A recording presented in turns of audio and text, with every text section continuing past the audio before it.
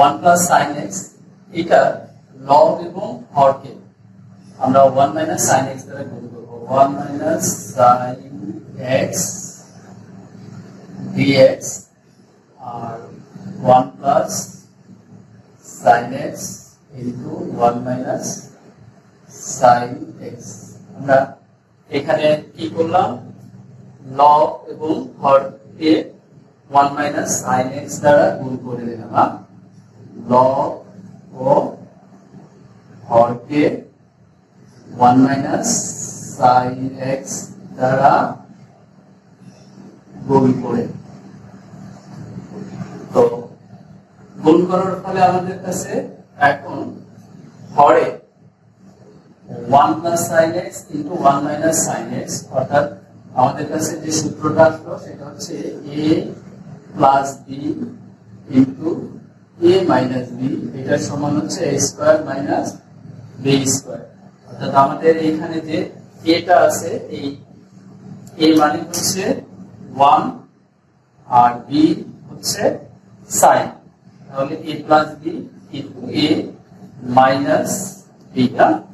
তো লবে 1 minus sine x dx আর হরে আসলে হচ্ছে 1 মাইনাস সাইন স্কোয়ার এক্স, অর্থাৎ 1 এর উপর স্কোয়ার দিলে 1 আসবে, আর এখানে 1 মাইনাস সাইন স্কোয়ার অর্থাৎ cos স্কোয়ার সমান হচ্ছে 1 মাইনাস সাইন স্কোয়ার এক্স, এটা আমরা জানি।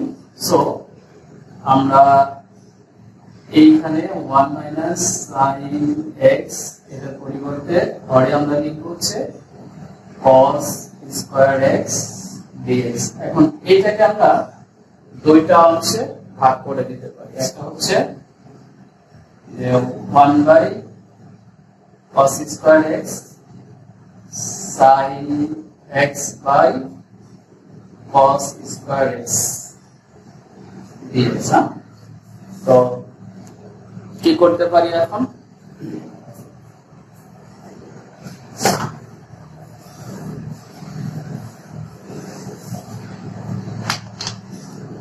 এই যে এখানে 1 by cos square x 1 by cos x সমান হচ্ছে sec x, আমরা এখানে লিখতে পারি হচ্ছে 1 বাই cos স্কোয়ার এক্স এর পরিবর্তে sec স্কোয়ার এক্স dx, আর এইখানে আমাদের যেটা আছে সেটা হচ্ছে sin x by cos square x, এটাকে আমরা এভাবে লিখতে পারি যে 1 by cos x into sin x by cos x, অর্থাৎ স্কোয়ারটাকে ভেঙে আমরা 1 বাই cos x আর sin বাই cos x লিখলাম। তাহলে 1 বাই cos x মানে হচ্ছে sec x আর sin বাই cos x হচ্ছে tan x, আমরা দুইটা পাচ্ছি এখানে। তাহলে আমরা এখানে লিখতে পারি হচ্ছে sec x এবং tan x dx, এই দুইটা আমরা পেয়ে যাচ্ছি। তো sec x dx এর হচ্ছে tan x আর sec x tan x এর ইন্টিগ্রেশন হচ্ছে sec x প্লাস হচ্ছে c, এটা আমাদের আছে।